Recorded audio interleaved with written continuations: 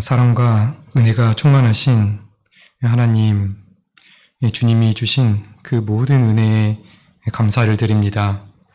사람이 무엇이간데 주께서 저희를 알아주시며 인생이 무엇이간데 저희를 생각하시나이까.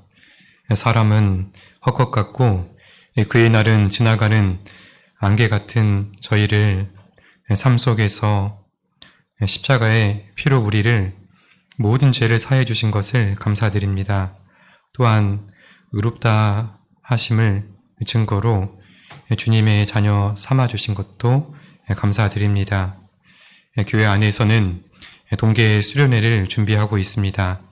동계 수련회를 준비하는 기간 하나님이 주신 한 해를 뒤돌아보고 또 새해를 기대하며 하나님의 말씀을 붙잡을 표대의 말씀도 곰곰이 생각해보는 시간이 될 수 있도록 도와주시길 부탁드립니다.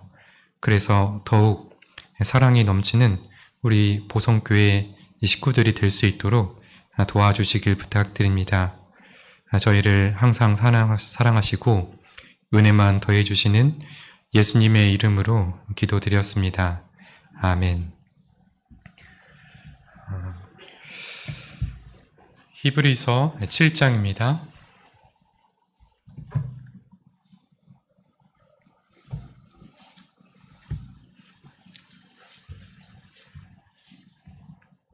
히브리서 7장 24절 25절입니다.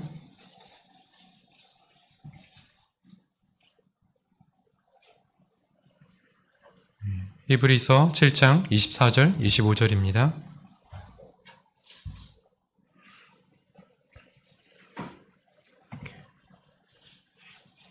예수는 영원히 계심으로 그 제사 직분도 갈리지 아니하나니 그러므로 자기를 힘입어 하나님께 나아가는 자들을 온전히 구원하실 수 있으니.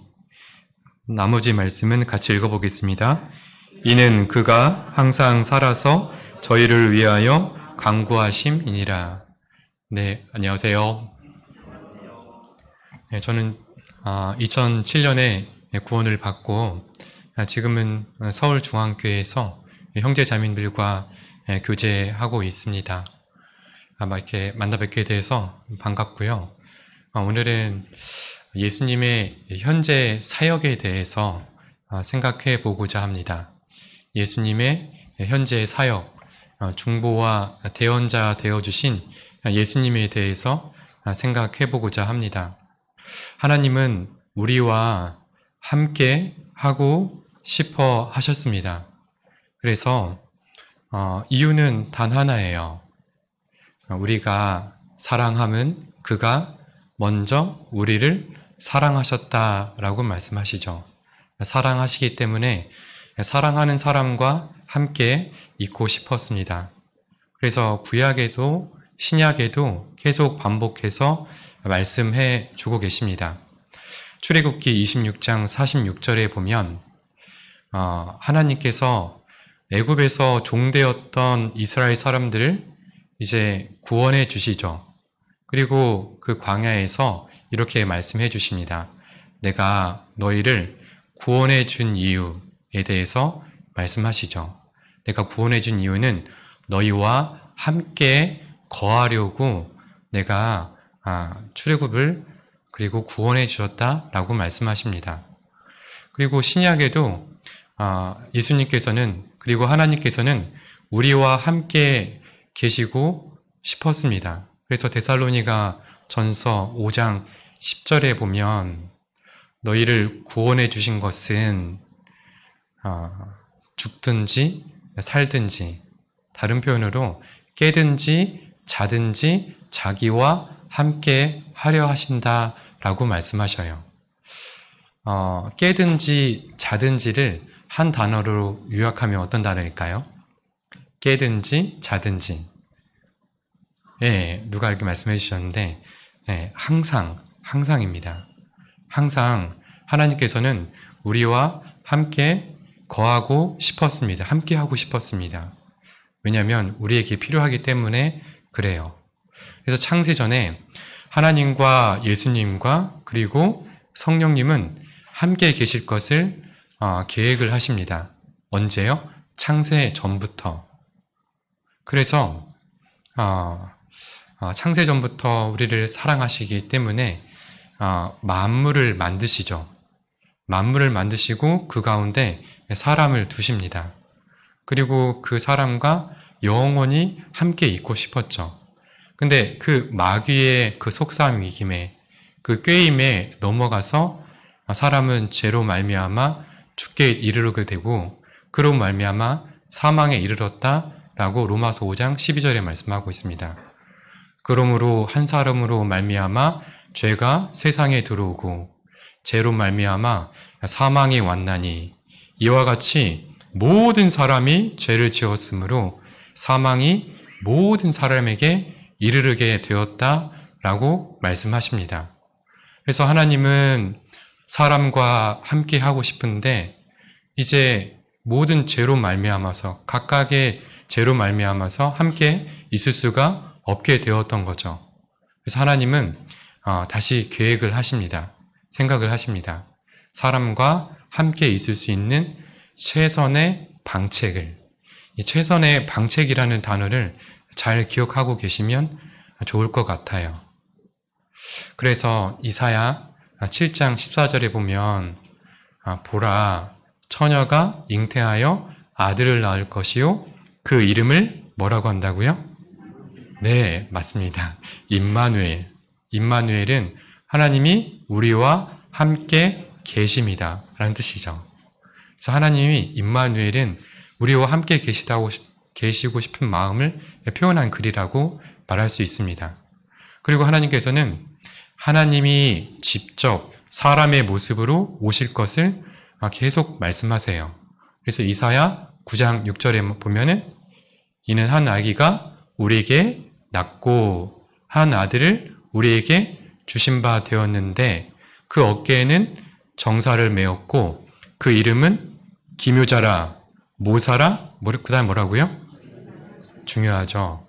전능하신 하나님이시라고. 그 임마누엘, 그 아기가 누구시냐? 하나님이시다라고 말씀하시는 거죠. 그 구약에 기록된 대로 신약에 예수님께서 오셨습니다. 누가복음 1장 35절에 보면 천사가 대답하여 가로되 지극히 성령이 내게 임하시고 지극히 높으신 이의 능력이 너를 덮으시리니 그러므로 나실 바 거룩한 자는 하나님의 아들이라. 하나님의 아들이라 얘기할 거라고. 그래서 하나님의 아들. 그래서 요한복음 10장에 보면 나와 아버지는 하나이다 라고 말씀하시는 거죠. 하나님의 아들이신데 그분은 예수님이신데 그분은 하나님이시라고 요한복음 10장에 말씀하고 있는 거거든요. 그래서 성경에서 기록하고 있는 것은 여러 가지 중요한 것 중에 있는데 오늘은 하나님이 나와 함께 계시고 싶었다라는 것을 성경을 통해서 배우고자 합니다. 그래서 예수님께서는 우리와 나와 함께 계시기를 처음부터 원했고 지금도 원하신다라고 말씀하십니다.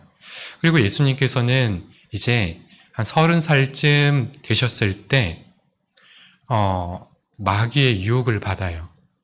40일 동안 굶주리셨죠. 밤낮으로.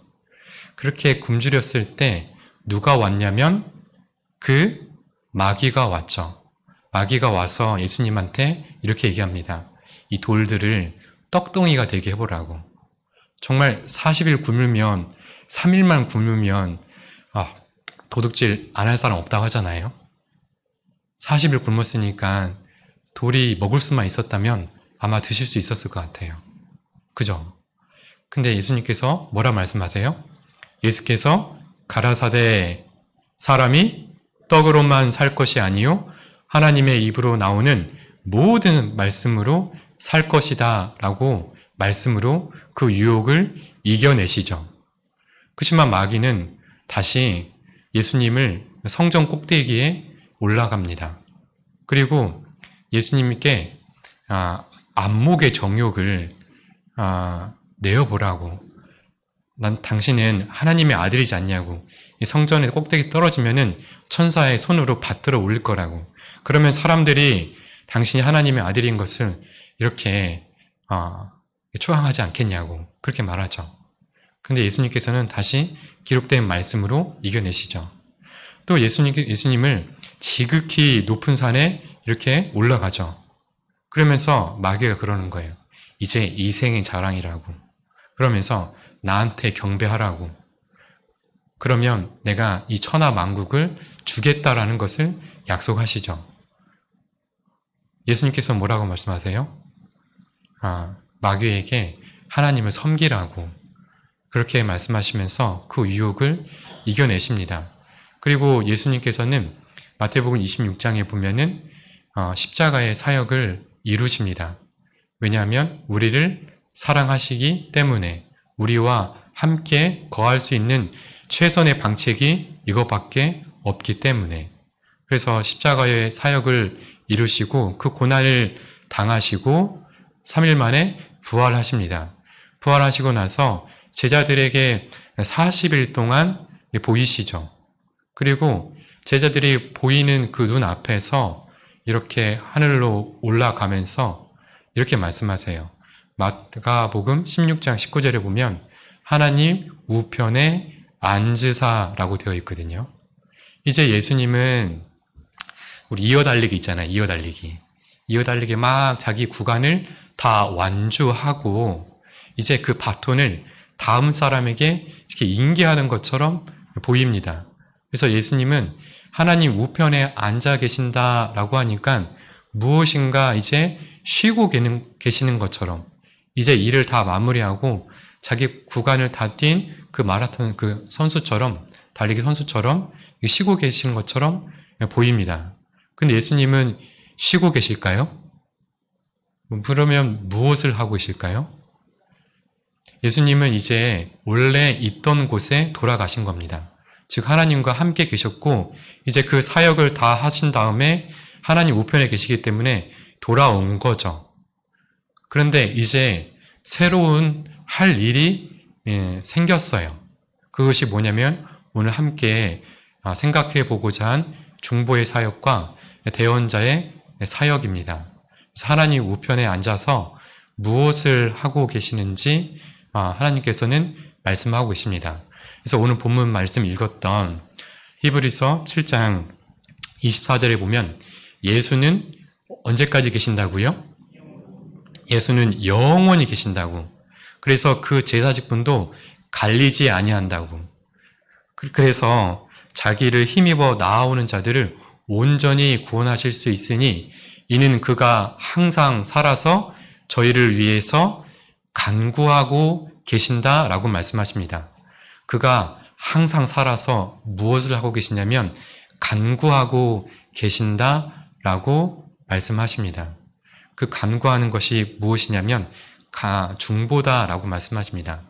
이 중보라는 것은 같이 한번 해보시죠. 중보는 예방이다. 네, 중보는 예방입니다. 그리고 뒤에 알아볼 대언자는 치료입니다. 치료. 중보는 예방입니다. 어떤 한 엄마가 있는 거예요. 그 사랑하는 자녀를 위해서 관심을 갖겠죠. 그래서 그 아이에게 건강을 위해서 예방과 치료라는 그 두 가지 방법을 가지고 그 아이를 사랑으로 관심으로 보살필 겁니다. 그래서 그 아이가 필요하다면은 보약도 이렇게 이렇게 먹이겠죠. 제가 아시는 지인이 있는데 덩치가 되게 좋아요. 그래서 물었죠. 당신은 날 때부터 이렇게 덩치가 우람했냐고. 그랬더니 이제 하는 얘기가 그 어렸을 때 너무 코피를 자주 흘린 거예요. 코피를 너무 자주 흘리니까 이제 한의원에 가가지고 이게 너무 허약하니까 질병이 걸릴 수 있으니까 좀 한약을 이렇게 다려서 먹였다 합니다. 한약을 잘 다려 먹이니까 코피가 딱 멈춘 거예요. 그래서 되게 좋았죠. 근데 문제가 생겼습니다. 어떤 문제가 생겼을까요? 예, 살이 계속 찌는 거예요.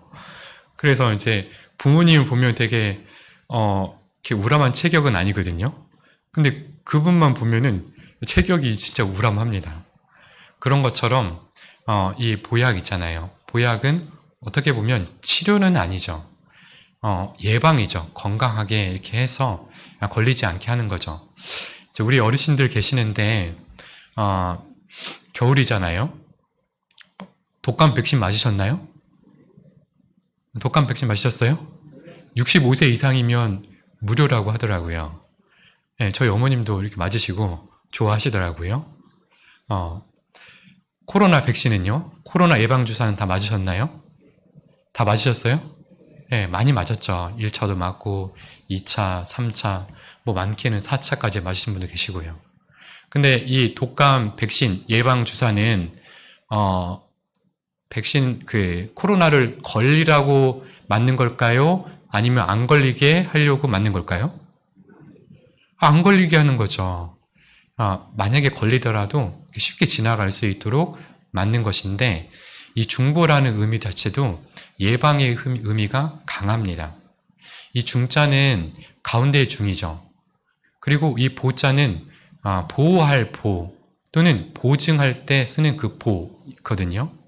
그러니까 예수님이 우리를 위해서 중보의 사역을 하고 계시는데 중보의 기도를 하고 계시는데 무엇을 해주시냐면 우리를 보호해 주시고 보증해 주시는 거죠. 보증 쓰면 돼요? 안 돼요? 안 돼요? 가족 간에도 보증 잘 안 써지잖아요. 근데 예수님께서 하나님 우편에 앉으셔서 우리를 위해서 책임져 주시기 위해서 보증 서 주신다라는 것이 중보입니다. 어디서요? 하나님 우편에서. 누가? 예수님께서. 부활하여 승천하신 예수님께서 우리를 위해서 보증서 주고 계신다라고 말씀하십니다. 왜 우리를 위해서 보증하고 계실까요? 왜 그렇게 중간에 서서 우리를 위해서 기도하고 계실까? 첫째는 우리를 위해 하나님이 간절히 구하고 계시는 이유는 우리를 사랑하기 때문에 그렇다라고 말씀하십니다. 처음에 읽었던 요한일서 4장 19절에 보면 우리가 사랑함은 그가 먼저 우리를 사랑한 이유밖에 없다. 왜 기도해 주시느냐? 너를 사랑하기 때문에 그렇다 말씀하십니다. 그리고 두 번째 이유는 우리의 연약하기 때문에 우리가 아직 연약하기 때문에 그렇다라고 말씀하십니다. 예수님은 하나님이시기에 우리의 연약한 부분을 다 아십니다. 그래서 그분은 우리의 연약한 부분을 어떻게 하셨냐면 경험하셨어요. 빌립보서 2장 7절에 보면 그는 하나님의 본체이시나 하나님과 동등됨을 취할 것으로 여기지 아니하시고 오히려 자기를 비어 종의 형체를 가져 사람들과 같이 되었고 라고 말씀하세요. 오히려 자기를 비어서 하나님이신데 예수님은 완전한 하나님이십니다. 그렇지만 그 능력을 절제하는 거예요. 제한하는 거예요. 그래서 자기를 비어 종의 형체를 가져 사람들과 같이 되었다라고 말씀하셔요. 그래서 그 십자가의 고난을 다 직접 경험하신 거예요. 그리고 마태복음 4장에 왔던 것처럼 마귀에게 그 유혹을 다 당하시죠. 그리고 이기셔요. 그리고 우리에게 말씀해 주십니다. 히브리서 4장입니다. 여기 잡아두시고 앞장 좀 가보겠습니다. 히브리서 4장 14절입니다.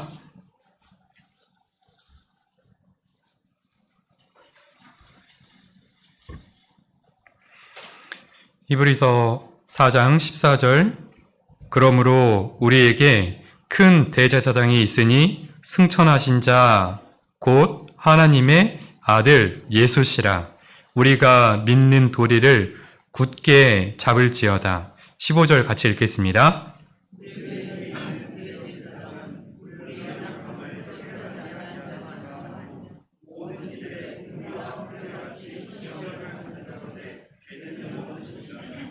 죄는 없으시니라. 우리에게 있는 제제사장은 우리의 연약함을 체휼하지 아니하는 자가 아니요. 이 채울이라는 뜻은 처지를 이해하여 가볍게 여긴다. 죄송합니다. 가볍게가 아니라 가엽게. 우리를 가볍게 여기신다 라고 말씀하세요. 예수님은 우리의 삶, 사람의 삶을 체험하셨습니다. 경험하셨기에 인간의 그 좌절 있잖아요. 그 무능력함, 연약함을 아셔요. 그분은 하나님이시기 때문에 사람으로 오지 않는다 하더라도 완전히 알고 계셔요. 근데 어떤 이유인지는 정확하게 모르겠지만 하나님께서는 성육신으로 사람에 오셔서 우리의 연약한 부분을 다 이렇게 경험하신 거예요. 그래서 인간의 그 좌절 있잖아요. 내가 이렇게 살고 싶었는데 그리스도인으로서 정말 구별되게 살고 싶었는데 그 연약함이 있는데 내가 너무나 그 무능력하다고 다시 죄에 넘어지는 모습을 예수님께서는 그것을 다 경험하셨던 거예요.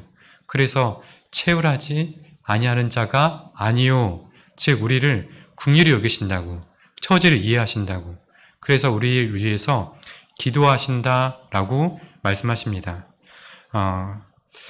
그리스도인이 죄를 짓는 이유가 무엇일까요?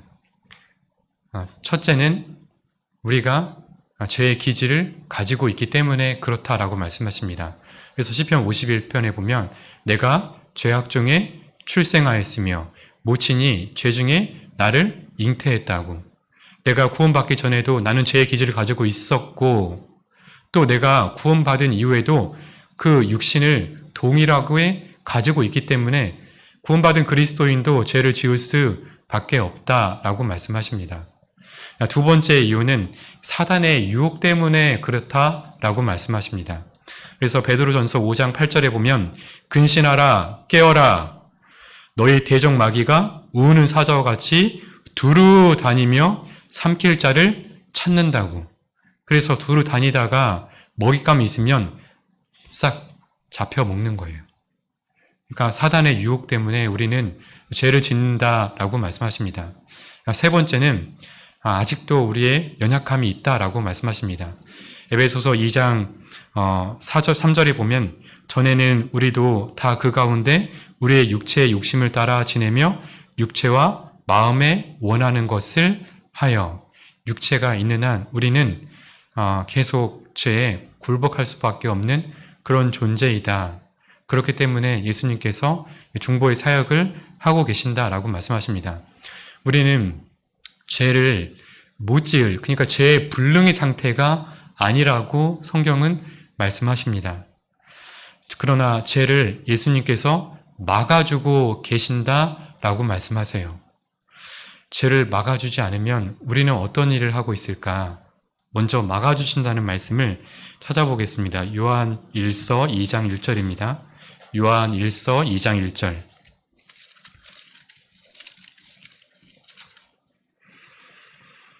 요한 1서 2장 1절에는 대언자 되어주신 예수님에 대해서 설명하고 있습니다.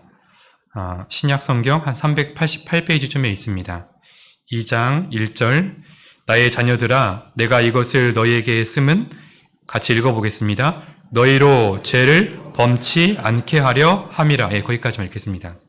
너희로 죄를 범치 않게 하려고 예수님께서 대언자 되어주시고 중보의 사역을 하고 계신다라고 말씀하십니다. 만약에 막아주지 않는다 한다면 어떻게 될까? 예수님께서는 우리의 시험 고린도전서 10장에 보면은 사람이 감당할 시험 밖에는 너희가 당한 것이 없나니 하나님은 오직 미쁘사 너희가 감당치 못할 시험 당함을 허락지 않으신다고. 그래서 마귀가요, 우리의 삶 속에서 월요일부터 오늘까지 있잖아요. 마귀가 계속 유혹을 하는 거예요. 근데 나의 연약한 부분을 마귀가 너무 속속히 잘 알고 있거든요. 그런데 정말 마귀가 한 번에 넘어뜨릴 수 있는 방법, 그 유혹을 예수님이 막아주고 계신다라고 말씀하시는 거예요. 너희가 감당할 시험 밖에는 너희가 다 한 것이 없다고. 그래서 정말 내가 정말 연약해서 넘어갈 죄, 그 죄에서는 예수님께서는 큰 죄인 마귀의 유혹을 막아주고 계신다라고 말씀하십니다. 왜 그렇지 않으면 우리는 어떤 삶을 살고 있을까? 예수님은 나보다 나를 더욱 잘 알고 있습니다. 그래서 내가 감당치 못할 시험당함을 허락치 않고 계시고, 만일 죄를 막아주고 계시지 않다 한다면 우리는 끊임없이 별의 별짓을 다 하고 있을 것입니다. 그리고 우리의 간증은 망칠 것이고, 하나님 앞에서 우리는 영원한 실패자가 될 것입니다. 저희 이제 교구에 남대문에서 옷장사를 한 38년인가 이렇게 하신 분이 계셔요. 되게 오래 하셨잖아요. 그분의 직업은 거의 그 옷장사가 전부였어요. 근데 그분이 이제 남성복을 하시는데 1층에서 하는 거예요. 원래 1층은 여성복이 한대요. 그러니까 층별로 나누잖아요. 그래서 남성복을 이제 1층에서 하게 됐는데, 그 맞은편에 원래 여성복을 하시는 그 아주머니가 계셨던 거예요. 그래서 이제 심사숙고해서 이제 팔릴 만한 옷을 이렇게 옷걸이에 걸어 놓잖아요. 옷걸이를 걸어 놓으면은 그 앞집에 있는 아주머니께서 똑같은 옷을 사다가 이렇게 걸어 놓는 거예요. 이 가게 하시는 분들 있잖아요. 이 상도리가 있잖아요. 그러면 안 되잖아요. 그리고 손님이 딱 와가지고 가격을 이제 흥정을 하잖아요. 뭐 1,000원을 깎아달라 뭐 이렇게 하잖아요.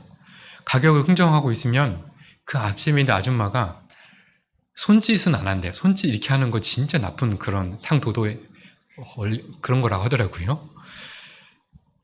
이게 손은 안 하는데 고개로 이렇게 한대요. 그걸 보고 있으면 너무 화가 난대, 진짜로. 그리고 약간 가격 있잖아요. 이렇게 가격을 표시를 해놓는데, 뭐 옷 윗돌이 이렇게 해가지고 뭐 3만 원이다, 예를 들어서. 그러면은 그 앞집에다가 이렇게 걸어놓는데요. 28,000원. 그렇게만 진짜 안 된다고 하더라고요. 근데 이제 형제님 얘기하시는 게 정말 이제 그만 장사를 하고 싶다고. 근데 이제 너무 이제 나이도 들었고 할 수 있는 게 없어서 계속 일을 하는데, 진짜 아침마다 가게 문을 열면서 기도를 하신대요. 정말 내 마음으로 죄짓지 않게 해달라고 간절히 기도한대요. 정말로 어느 때에는 소리 나는 총만 있으면 정말 네, 그렇다고 합니다. 그게 너무 힘든 거예요. 장사보다 힘들다고 하시더라고요. 코로나 기간에 힘들기도 하는데, 여튼 그보다 힘든 게 그 마음을 이렇게 그 간증을 들으면서 이 생각이 나더라고요. 정말로 하나님이 나를 막아주고 계시는구나. 그래서 효과적으로 나를 중보의 기도를 예수님이 하고 계시는구나 라는 것을 좀 듣게 되었습니다. 누가복음 22장에 보면 찾아보겠습니다. 누가복음 22장.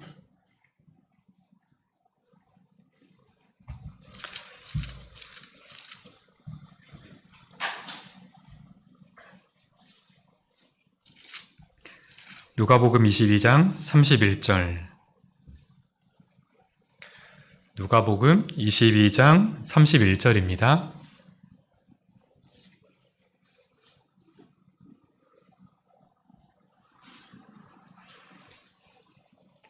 시몬아, 시몬아, 보라, 사단이 밀 까부르듯 하려고 너희를 청구하였으나, 32절 같이 읽어보겠습니다.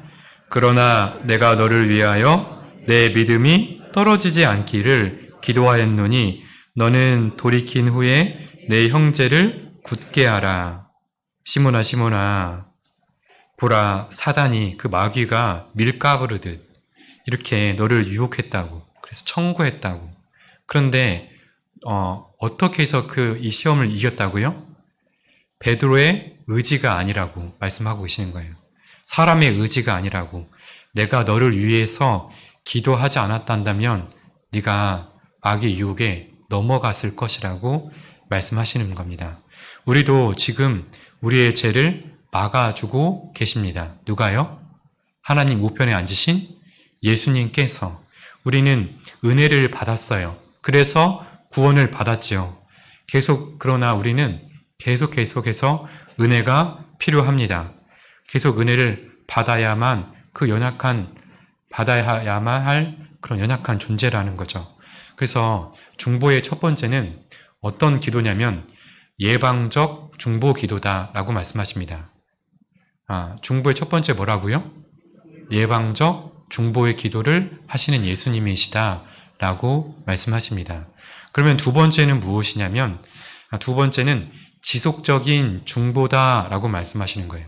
지속적으로 예수님께서 중보의 기도를 하신다라고 말씀하십니다. 효과적인 중보는 일회적으로 이루어지는 것이 아니라 지속적으로 이루어져야 하는 것입니다. 형제자매님이 저희 가정을 위해서 우리 각자의 나 있잖아요. 가정을 위해서 한 번 기도해 주는 게 좋아요? 아니면 계속 기도해 주는 게 좋아요? 욕심일까요? 욕심이 아닙니다. 예수님이 우리 가족을 위해서, 나를 위해서 한 번 기도해 주는 게 좋을까요? 아니면 계속 기도해 주면 좋을까요? 계속 기도해 주면 너무 좋죠. 그래서 오늘 읽었던 말씀이 그거예요. 히브리서 7장 24절에 보면 예수는 영원히 계심으로 그 제사 직분도 갈리지 아니하나니. 예수님 언제까지 계신다고요? 영원히 계신다고. 그러므로 자기를 힘입어 하나님께 나아오는 자들을 온전히 뭐라고요? 구원하실 수 있다라고 말씀하시는 거예요. 예수는 영원히 계시고 온전히 구원하실 수 있다고. 그래서 그가 항상 살아서 저희를 위해서 간구하신다라고 말씀하시는 거예요. 항상 영원히 우리가 죽을 때까지 예수님은 하나님 보좌 앞에 앉아서 하나님 보좌 우편에 앉아서 기도하고 계신다는 거예요. 너무 좋지 않아요? 그래서 그리스도께서는 항상 살아계실 뿐만 아니라 변치 않으십니다. 예수님은 누구세요? 하나님이시잖아요. 하나님에 대해서 말씀하시죠. 민수기 23장 19절에 보면 하나님은 인생이 아니시니 그렇게 말씀하시잖아요. 시건치 않으시고 인자가 아니시니 후회가 없으시도다. 어찌 그 말씀하신 바를 행치 않으시며 하신 말씀을 실행치 않으시랴. 내가 반드시 기도하겠다. 너를 위해서 보호하겠다. 라고 약속하시죠. 우리를 위해서 간절히 기도하고 계십니다. 두 번째는 지속적인 중보 기도였습니다. 세 번째는 무엇이냐면 구체적인 중보의 기도를 하고 계신다라고 말씀하십니다. 세 번째는 뭐라고요? 구체적으로 우리가 기도하지 못했던 것까지 예수님께서 기도해 주신다라고 말씀하십니다. 요한일서 아까 2장 읽었는데 2장 1절 다시 한번 가볼게요. 요한일서 2장 1절.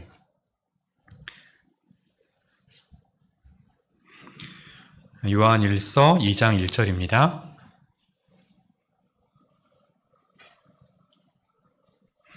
나의 자녀들아, 내가 이것을 너희에게 쓰면 너희로 죄를 범치 않게 하려 함이라. 여기까지는 중보의 사역을 하시는 예수님입니다. 그 다음 구절 같이 읽어보겠습니다. 우리에게 대언자, 제가 잘못 말하겠나요? 요한일서 2장 맞나요?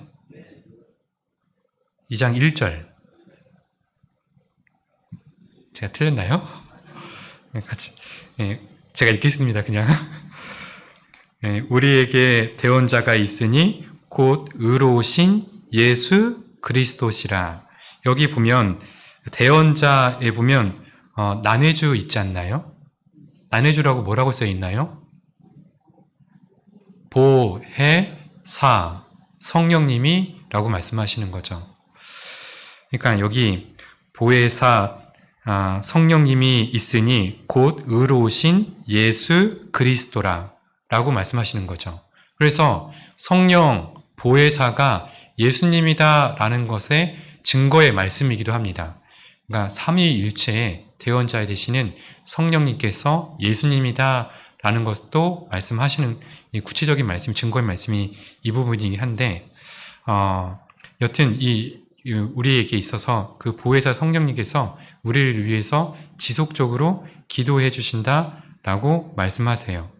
로마서 8장 27절에 보면 이와 같이 성령도 우리의 연약함을 도우시나니, 이와 같이 성령이 우리의 연약함을 도우시나니 우리가 마땅히 빌 바를 알지 못하나 오직 성령이 말할 수 없는 탄식으로 우리를 위하여 친히 간구하신다라고 말씀하시는 거예요. 오직 성령이 말할 수 없는 탄식으로 우리를 위해서 친히 간구하시는데, 우리가 구체적으로 기도하지 못했던 것도 보혜사 성령님께서 기도해 주신다. 그분이 누구냐? 하나님 우편에 계신 예수님이시다라고 말씀하시는 거예요. 만약에 이것을 알았다 한다면 우리는 하나님께 그 원망하는 일은 없지 않았을까라는 생각이 듭니다. 하나님은 우편에 앉아서 정말 우리가 기도하지 못했던 것까지 다 기도하고 계십니다. 그리고 이제 마지막인데, 능동적인 중보의 기도를 하고 계신다라고 말씀하십니다. 네 번째는 능동적인 중보의 기도의 사역을 하고 계신다라고 말씀하십니다. 요구하지 않았어도, 마치 미처 기도하지 못했어도 은혜를 주시고 계신다라고 말씀하십니다. 근데 우리를 기도하고 계시는데 어떻게 기도하시냐면 최선의 방책으로 기도해 주신다라고 말씀하십니다. 최선의 방책 들어봤죠? 아까 처음에 제가 기억해달라는 단어 중 하나였습니다. 최선의 방책이 뭐냐면 최선의 시기에 최선의 방법으로, 그리고 최선의 도움을 주신다라고 말씀하십니다.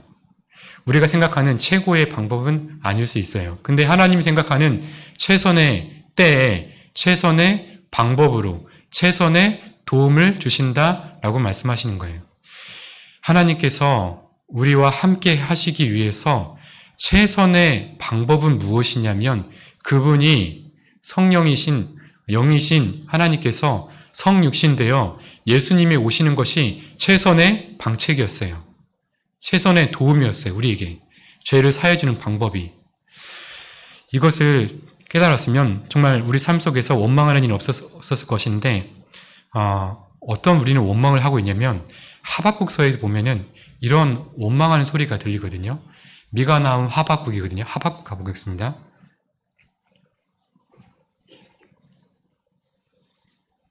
미가, 나훔, 하박국 1장입니다.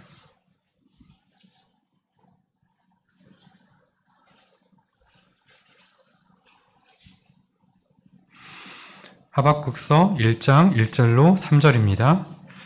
구약 성경 한 1302페이지쯤에 있습니다.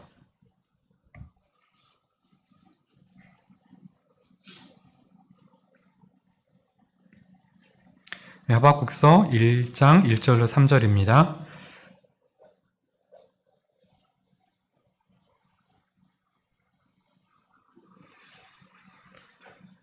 선지자 하박국의 묵시로 받은 경고라. 여호와여, 내가 부르짖어도 주께서 듣지 아니하시니 어느 때까지가 내가 강포를 인하여 외쳐도 주께서 구원치 아니하시나이다. 어찌하여 나로 간역을 보게 하시며 폐역을 목도하게 하시나이까.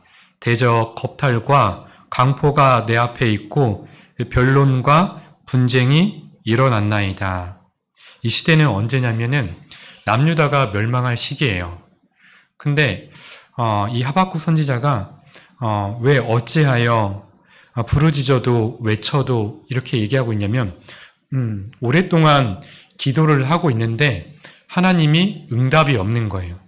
그리고 도대체 알아들을 수 없는 얘기를 하는 거예요. 우리 남유다가 하나님의 성민인데, 선택된 민족인데 우리가 죄를 지은 것은 알겠습니다.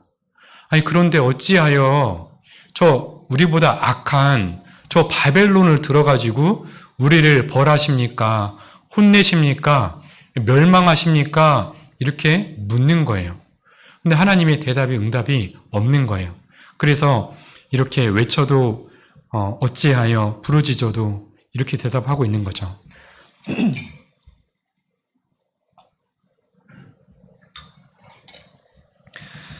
너무 너무 오랫동안 기다렸음을 호소하면서 하나님의 응답을 기다리고 있는 모습입니다.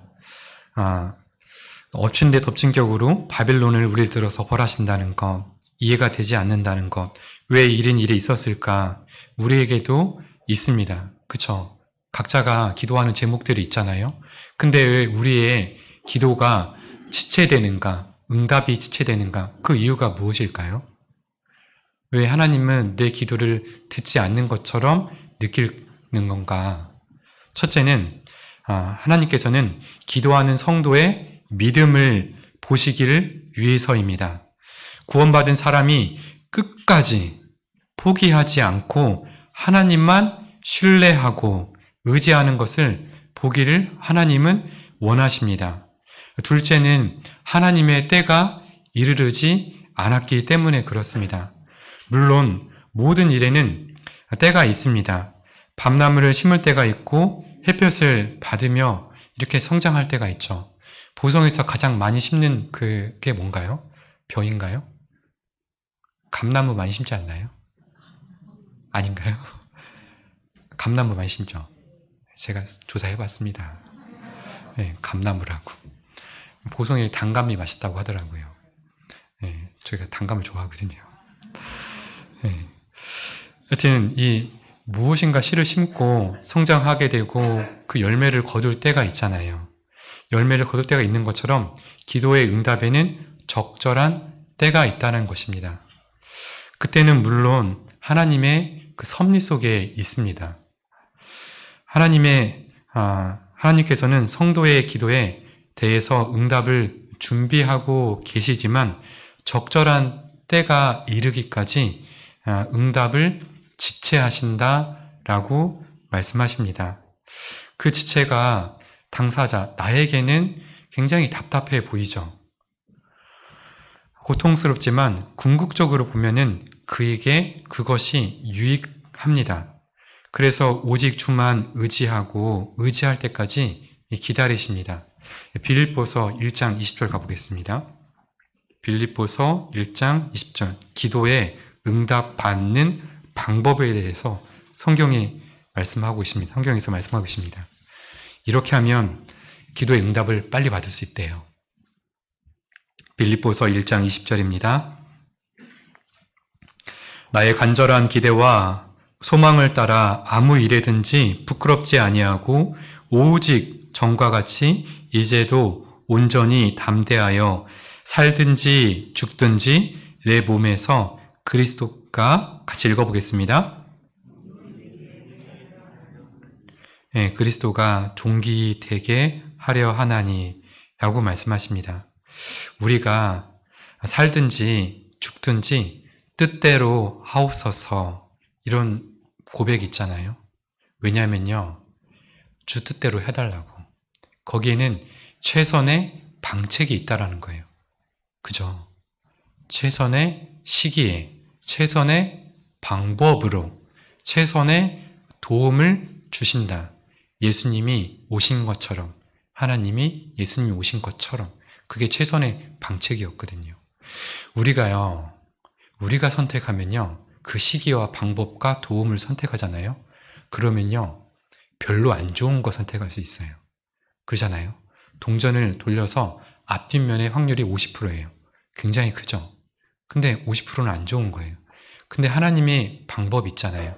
하나님의 시기는 최고의 시기인 거예요. 최고의 방법인 거예요. 최고의 도움인 거예요. 그러니까 우리는 안 좋은 것을 선택할 수 있는 것입니다. 하나님이 선택하면 어떻게 할까요? 하나님 선택하면 최선의 방책으로 주신다라고 말씀하십니다.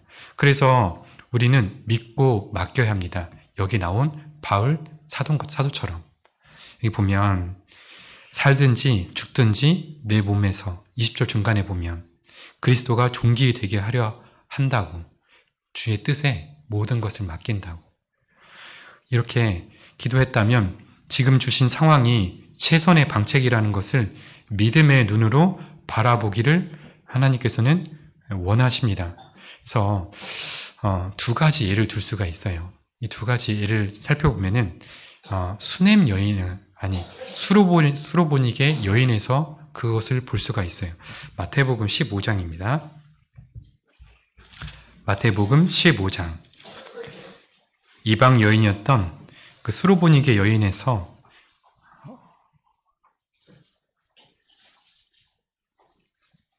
찾아보겠습니다. 마태복음 15장 21절입니다.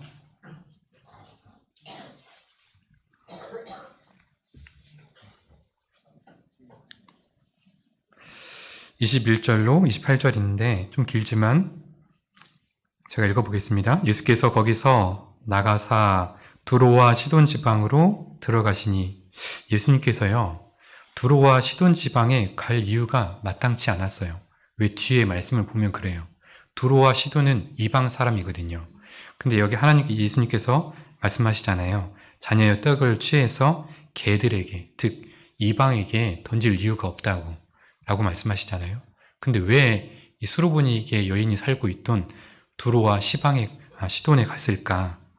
22절, 가난한 여자 하나가 그 지경에서 나와서 소리질러 가로되, 주 다윗의 자손이여, 나를 불쌍히 여기소서, 내 딸이 흉악히 귀신 들렸나이다 하되, 예수는 한 말씀도 대답지 아니하시니 제자들이 와서 청하여 말하되, 그 여자가 우리 뒤에서 소리를 지르오니 보내소서.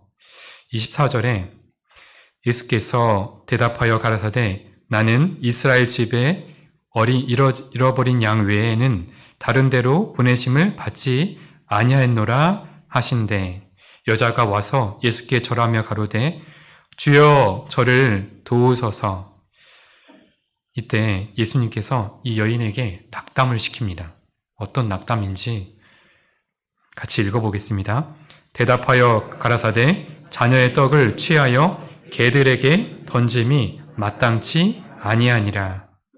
예수님께서 자녀의 떡을 취해서 개들에게, 이 여인을, 수로보니게 여인을 뭐 취급한 거예요? 네.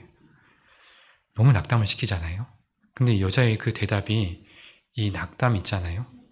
낙담에서 우리의 소망이 시작된다는 것을 이 여인이 알려주는데, 27절에 여자가 가로되, 주여 올소이다마는 개들도 제 주인의 상에서 떨어지는 부스러기를 먹나이다 하니, 28절 같이 읽어보겠습니다. 이에 예수께서 대답하여 가라사대, 여자야,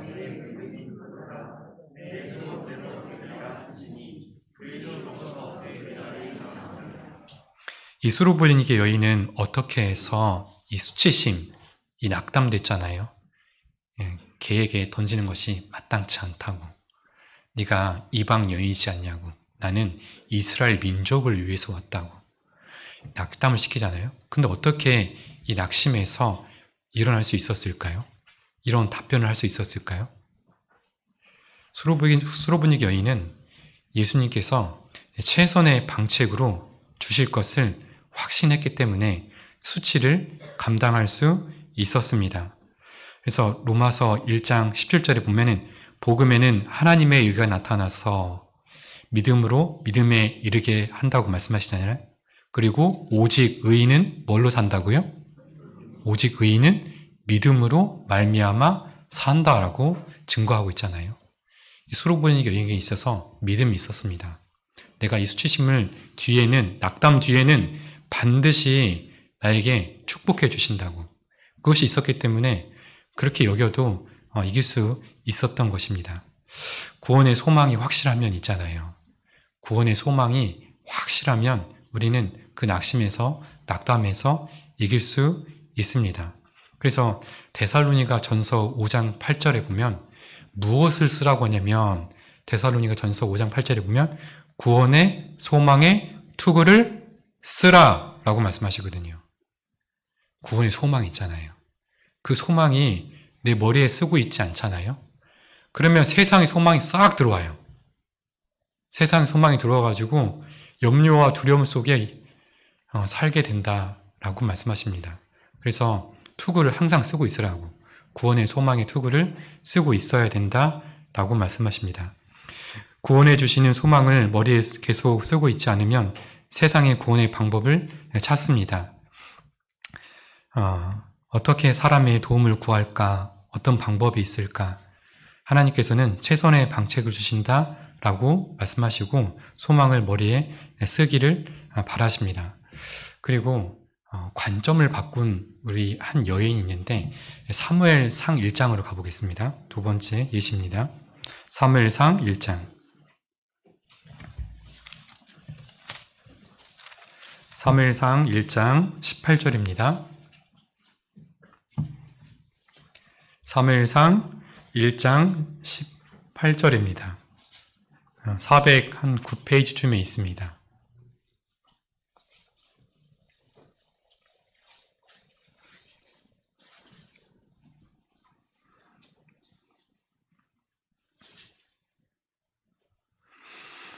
(18절) 가로되 당신의 여종이 당신께 은혜 있기를 원하나이다 하고 가서 먹고 같이 읽어보겠습니다. 얼굴에 다시는 수색이 없느니라. 얼굴에 다시 수색이 없는 여인은 누구냐면 한나입니다. 한나 이 여인이 다시는 수색이 없다라고 말씀하십니다. 그러니까 일시적인 평강을 얻었기 때문에 그렇다라는 것이 아닌 거죠. 그러면 이 여인은 어떻게 이 평강을 얻었을까요? 이 시점을 잘 보시면 사무엘을 낳은 후에 얻었다라고 말씀하는 게 아니에요. 기도하고 났더니 내가 수색이 없다, 평강을 얻었다라고 말씀하시는 거예요. 그 이유가 사무엘상 1장 10절에 보면 한나가 마음이 괴로워서 여호와께 기도하고 통곡하며 여호와께 기도했다고. 근데 어떻게 기도했냐면 통곡했다라고 얘기하고 있어요. 통곡은 어느 때예요? 정말 괴로울 때. 언제요? 누군가가 사랑한 사람과 사별했을 때. 이럴 때 하잖아요. 그러니까 한나의 기도가 정말 간절했다라는 것을 볼 수가 있죠. 그리고 12절에 보면 그가 여호와의 앞에 기도하는 동안 엘리가 그 입을 주목한즉 그러니까 한나가 여호와 앞에 어떻게 기도했다고요? 오래 기도했다고. 충분히 기도했다고 볼 수 있는 단어죠. 한나가 통곡하면서 오랫동안 기도했던 거죠. 충분히. 그러면서 하나님께 내가 응어리진 것, 나를 괴롭게 하는 것, 사람에게 푼 것이 아니라 하나님께 다 내어놓았다고. 그러고 났더니 어떤 마음이 들었냐면 수색이 없었다고. 내 마음에 평강을 얻었다라고 말씀하시죠. 빌립보서 4장에 보면 6절, 7절, 8절에 보면 그런 말씀이 있거든요. 참 이해가 잘 안 됐어요, 저는요. 항상 기뻐하라, 쉬지 말고 기도하라 라고 말씀하시면서 그 다음 절에 보면은 항상 기뻐하라는데 아무것도 염려하지 말고 오직 모든 일에 기도와 간구로 너희 구할 것을 감사함으로 하나님께 아뢰라. 그리하면 누가요? 그리스도 예수께서 너희 마음과 생각을 지키신다고 그렇게 말씀하시잖아요. 그러니까 아무것도 염려하지 말라고 하는 것은 정말 큰 어려운 문제, 염려가 있었다라는 거죠. 맞죠? 근데 하나님께서는 말씀하세요. 아무것도 염려하지 말고 오직 모든 일에 기도와 간구로 너희 구할 것을 감사함으로 하나님께 아뢰라. 누가 했던 것처럼요? 한나가 했던 것처럼 아뢰라고. 그리하면 모든 지각에 뛰어난 하나님의 평강이 그리스도 예수 안에서 너희 마음과 생각을 지키시리라 라고 말씀하시죠. 그러면 기도했으면 그 문제, 그 염려, 내가 두려워하는 것, 그거에 대한 뭘 줬다라는 표현이 없어요. 그렇죠? 우리는 기도하면 내가 기도하고 있는 거에 대해서 뭔가 솔루션을 주길 바라잖아요. 근데 그게 없는데 어떻게 평강을 얻냐고요. 그래서 참 이해가 안 되는 말이었는데 이 한나의 기도를 보면서 저는 이거라고 생각을 했습니다.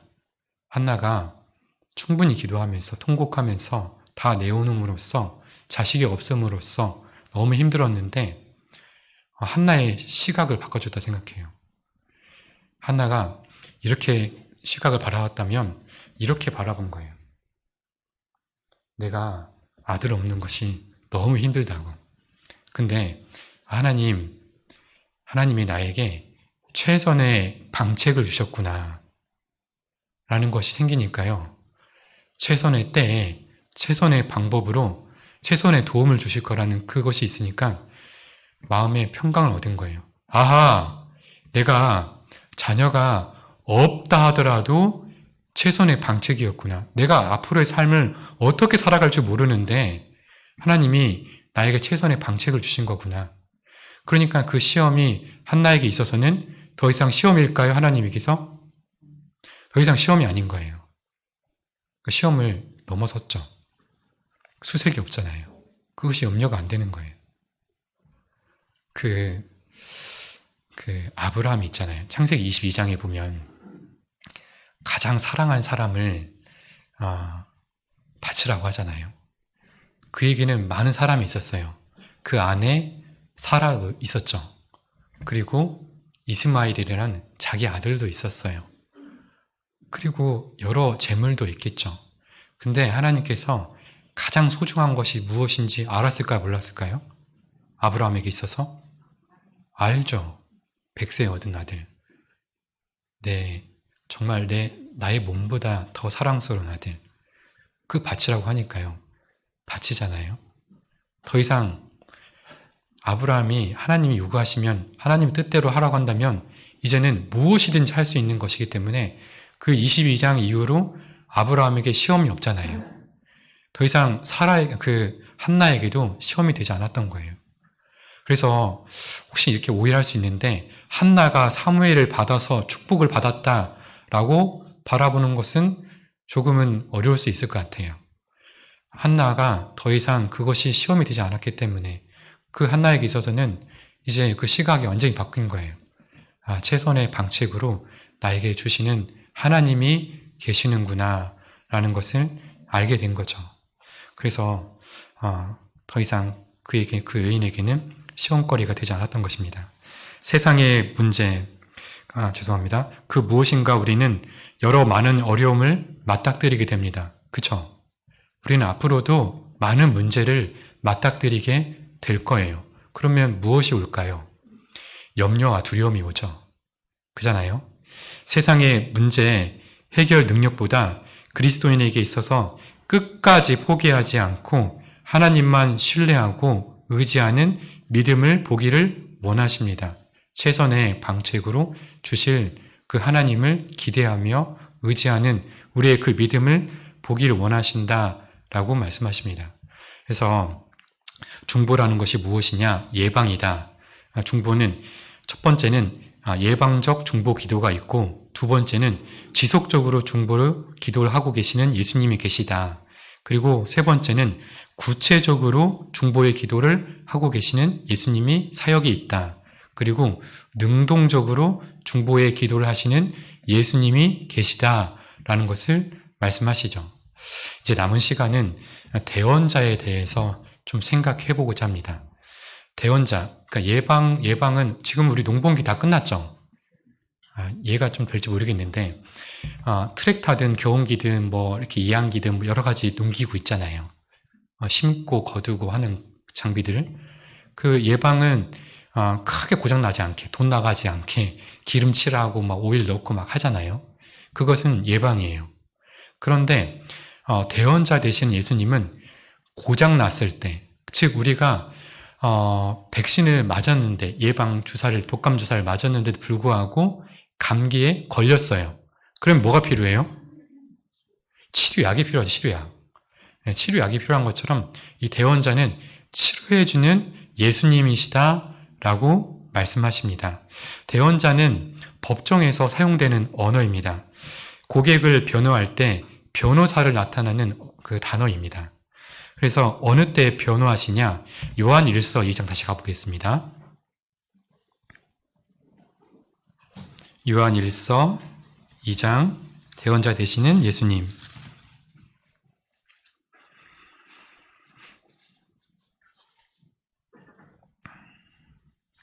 2장 1절 나의 자녀들아 내가 이것을 너에게 쓰면 너희로 죄를 범치 않게 하려 함이라. 만일 누가 죄를 범하면 아버지 앞에 우리에게 대언자가 있으니 곧 의로우신 예수 그리스도시라. 여기 중간에 보면 누가 죄를 범하면 이미 죄를 범했다는 거예요. 그러니까 예방을 했는데도 불구하고 자기 육신에 끌려서 마귀의 유혹에 의해서 이 죄를 짓게 된 거죠. 그래서 누가 죄를 범하면 이렇게 되어 있는 거예요. 이 의미는 죄를 범한 성도들로 하여금 교제 관계를 회복하도록 해주시는 그리스도 예수님의 사역이다라고 말씀하시는 겁니다. 그러니까 우리는 구원을 받았기 때문에 이 죄로 인해서 지옥에 가지는 않죠. 근데 뭐가 끊어져요? 뭐가? 그 연합은 끊어지지 않지만 무엇이 끊어지냐면 하나님과의 교제가 끊어지는 거예요. 그래서 그 교제를 회복해 주시는 대언자 되시는 예수님이시다라고 말씀하십니다. 목적이 무엇이냐? 하나님과의 교제의 관계를 회복해 주시기 위해서. 그래서 새롭게 시작할 수 있도록 해 주신다라고 말씀하십니다. 하나님과 나 사이에 죄를 치료하시는 예수님이시다라고 말씀하십니다. 교제 회복을 위해서. 그래서 죄를 지은 그리스도인에게서 난 틀렸어가 아니라 넌 다시 할 수 있어 라는 것을 말씀해 주시는 거예요. 어느 이제 교실에 학생이 있었던 거예요. 학생이 선생님이 새 종이를 주면서 이제 그림을 이제 그리라고 했습니다. 근데 그 시간이 이제 막 지나서 아이가 이제 그림을 그리는데 한 아이의 얼굴이 안 좋아요. 그래서 계속 그 아이를 주목하고 있는데 그 아이가 시간이 다 됐는데 이렇게 선생님이 나오는 거예요. 그 종이를 들고. 그러면서 선생님, 새 종이가 혹시 있을까요? 그러면서 선생님이 새 종이를 요구하는 거죠. 그래서 선생님이 그 아이에게 새 종이를 주면서 이번엔 더 잘 해보렴 라고 했다는 거예요. 여기서 우리에게 무엇을 말씀하시냐면 우리 애는 정말 연약한 존재입니다. 그래서 죄를 지을 수밖에 없죠. 그런데 예수님이 그 사역으로 말미암아서 다시 새 하루를 주시는 거예요. 우리에게. 어제 망쳐진 하루 때문에 오늘도 망쳐진 삶을 살길 바라실까요? 안 바라실까요? 예수님은 안 바라시는 거예요. 그래서 예수님은 우리의 모든 죄를 지었을 때 다 사해주고 계시고 새로운 하루의 삶을 주고 계신다라고 말씀하십니다. 예수님이 대언해주고 계십니다. 하나님, 지금 지은 죄를 위해서 십자가에서 내가 피를 흘렸습니다. 하나님, 제 손을 보십시오. 라고 하면 하나님이 어떻게 대답할까요? 하나님께서 이렇게 말씀해 주실 겁니다. 내가 기억지 아니하리라. 다 이루었다고 하지 않았느냐. 우리가 잘해서 그런 게 아니라 예수님이 그 십자가의 사역을 통해서 계속해서 우리의 죄를 사해주고 계신다라고 말씀하십니다. 근데 그 조건이 있어요. 그 조건이 뭘까요? 그 조건이 이 요한일서 1장 8절에 보면 그 앞절의 단어가 중요한데요. 만일이라는 단어가 있어요. 보시죠. 요한일서 1장 8절. 8절에 보면 만일 우리가 죄 없다 하면 스스로 속이고 또 진리가 우리 속에 있지 아니할 것이요. 그러니까 만일 우리가 죄가 없다 한다면 이 요한일서는 그리스도인에게 주신 말씀입니다. 그러니까 죄가 없다 하면 스스로 속이고 또 진리가 그리스도인 너에게 있지 않다라고 말씀하시는 거죠. 그래서 10절에 만일 우리가 범죄하지 아니하였다 하면 하나님을 거짓말하는 자로 만드는 것이니 죄송합니다. 10절 맞나요? 만일 우리가 범죄하지 아니하였다면 하나님을 거짓말하는 자로 만드는 것이니 또한 그 말씀이 우리 속에 있지 아니하리라. 그래서 이 만일 하면서 9절에 보면 만일 우리가 우리 죄를 자백하면 만일 우리가 우리 죄를 자백하면 저는 미쁘시고 의로우사 우리 죄를 사하신다고, 모든 불의에서 우리를 어떻게 하신다고요? 깨끗게 하신다고. 조건은 이겁니다. 우리가 하루의 삶을 살고 하루를 마무리할 때 나의 삶을 돌아보기를 원하십니다. 그리고 그것을 고백하기를 원하십니다. 그 조건이 있는데 죄로 인한 책임을 인정할 때 준비가 되어 있어야 합니다. 준비는 자백입니다. 자백이라는 단어라는 것은 똑같은 것을 말하다라는 것입니다. 그리스도인으로서 내 죄로 인해 책임을 인정할 준비가 되어 있을 때, 우리가 죄를 고백할 때 예수님께서는 우리의 죄를 하나님께 대언하심으로 말미암아 깨끗하게 해주신다라고 말씀하십니다. 이 말씀이 신약에만 기록된 게 아니라 구약에도 기록되어 있어요. 시편 68편입니다. 시편 68편 19절입니다. 같이 읽겠습니다. 시편 68편 19절.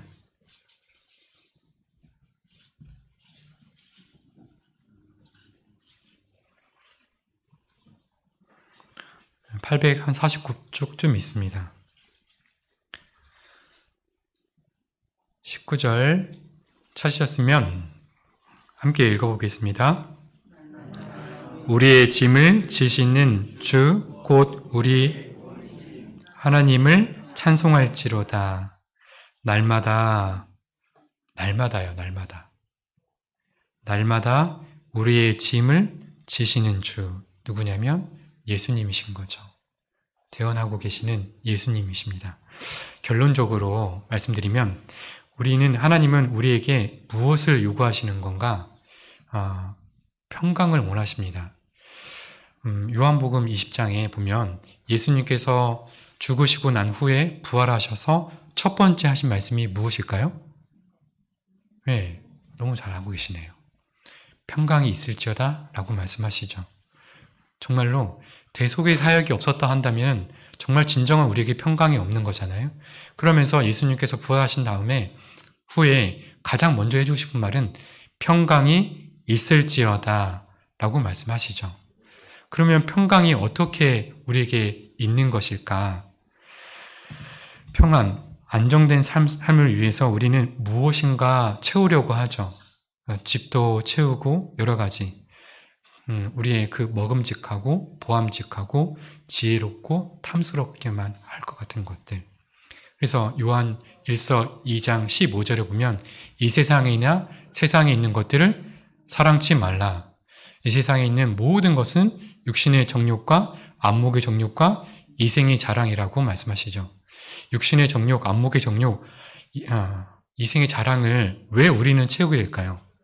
내 마음 안에 평안이 없기 때문에 그래요. 평강이 없기 때문에. 그래서 이 평안이, 두려움이 왜 찾아오느냐?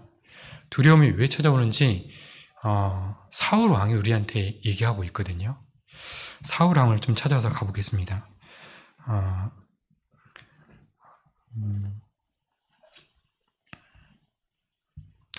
사무엘상 28장입니다. 사무엘상 28장.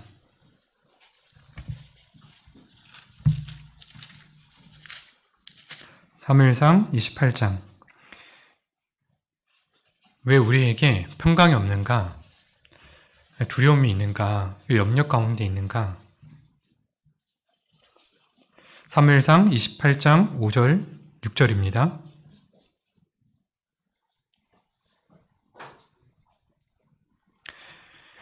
사울이 블레셋 사람의 군대를 보고 두려워서 그 마음에 크게 떨린지라.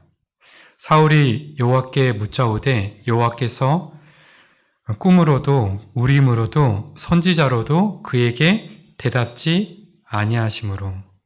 사울이 블레셋 사람과 군대에 전쟁을 하게 되는데 사울이 크게 떨렸다라고 합니다. 이 앞절에 보면은 무엇이냐면 사울 왕이 신접한 자, 우상을 섬기는 그런 사람들을 다 이렇게 쫓아내거든요.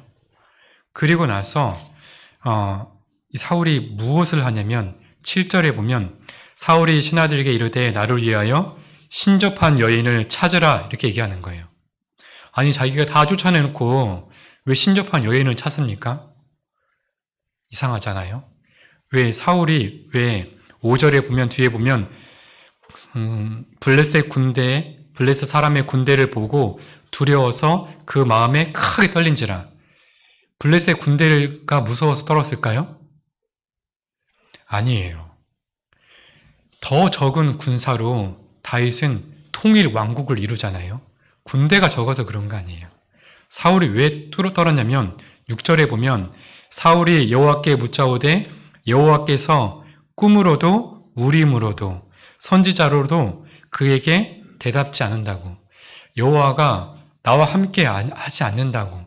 그것이 너무 떨렸기 때문에 신접한 자를 불러서 하나님의 그 음성을 듣고자 했다는 것이 그 뒤에 내용에 계속 나오고 있죠. 우리는 언제 우리는 두려운가? 왜 평강이 없는가? 언제냐면 하나님이 나와 함께 하시지 않는다라고 할 때 그때 우리는 두려움 가운데 있게 된다라고 말씀하십니다. 그래서 하나님께서 말씀하시잖아요. 이사야 41장 10절에 보면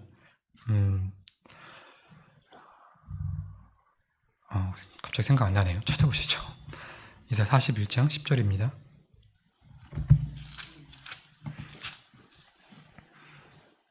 이사야 41장 10절 한 1015페이지쯤에 있습니다.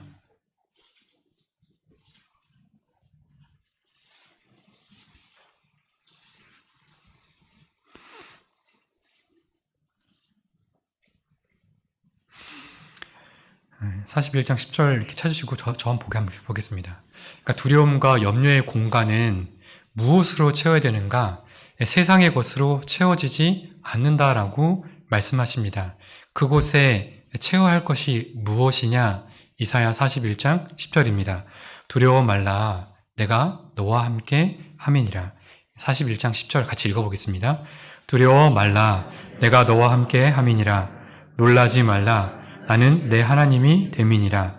내가 너를 굳세게 하리라. 참으로 너를 도와주리라. 참으로 나의 의로운 오른손으로 너를 붙들리라. 라고 말씀하시죠. 하나님으로 채워야 합니다. 하나님이 성령의 모습으로 계시죠. 하나님께서는 말씀하셨어요. 요한복음 15장 16장에 보면은 내가 가면 보혜사 성령을 보내주시겠다라고 말씀하셨죠. 15장에도 14장에도 계속 성령에 대해서 말씀하셔요. 근데 보혜사 되시는 그 성령님을 우리가 계시는 데 있잖아요. 계시는 데 없는 것처럼 살면은 사울처럼 살 수가 있어요. 하나님은 처음부터 사람과 함께 계시고 싶었다라고 처음 말씀을 드렸어요. 그래서 사람을 창조하셨다고. 그런데 마귀의 그 꼬임에 말미암아서 죽음에 이르게 됐다고. 그래서 함께 할 수 없었다라고 말씀하시고 최선의 방책으로 누굴 보내주셨다고요? 하나님의 아들 예수님 성육신으로 하나님이 그분이 직접 오신 거라고. 그분이 직접 오셔가지고 사람으로서 그 경험할 연약한 부분을 다 경험하셨다고. 그분은 그래서 우리를 가엾게 여긴다고. 체휼하신다고. 불쌍히 여기신다고. 왜? 그분이 다 경험해봤기 때문에. 그래서 그분은 새로운 부활하셔서 하나님 우편에 계시는데 그분이 앉아서 무엇을 하시냐? 중보의 사역을 하고 계신다고. 그래서 아예 죄가 정말 사람이 감당할 시험밖에 당한 것이 없도록 죄를 정말로 막고 계신다라고 말씀하시고 구체적으로 우리가 기도하지 못할 때 우리 정말 기도할 때 다 기도하지 못하잖아요. 근데 오직 성령이 말할 수 없는 한식으로 우리를 위해서 친히 간구하신다라고 말씀하시죠. 그리고 능동적으로 우리에게 기도의 중보의 사역을 하고 계신다라고 말씀하시는 거예요. 그러니까 최선의 그 방법으로 최선의 도움을 주고 계시는 것을 우리가 알 수 있다고. 그런데 우리가 하나님이 최선의 방책을 주신다는 것을 바라보지 못하면 항상 두려움 가운데, 염려 가운데 있다고. 그렇지만 만약에 죄를 범했다 한다 할지라도 예수님께서는 대언자의 모습으로 계신다고. 그래서 어제 잘못된 죄 때문에 눌림받고 있는 것이 아니라 다시 일어서라고, 다시 새롭게 살 수 있도록 새 종이를 우리에게 하루를 주신다고 말씀하십니다.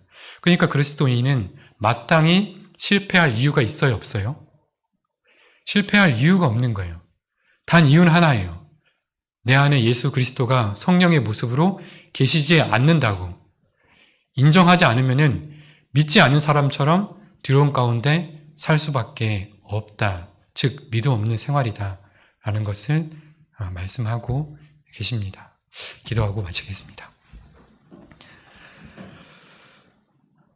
사랑과 은혜가 충만하신 하나님 감사합니다. 저희를 죽기까지 사랑해 주시고 부활하시고 승천하셔서 예수님이 하나님 우편에 계셔서 중보의 사역과 대언자 역할을 하고 계신다는 것을 저희 마음속에 깊이 새기고 하나님만 오직 신뢰하고 기대하며 신앙생활 할 수 있도록 도와주시길 부탁드립니다.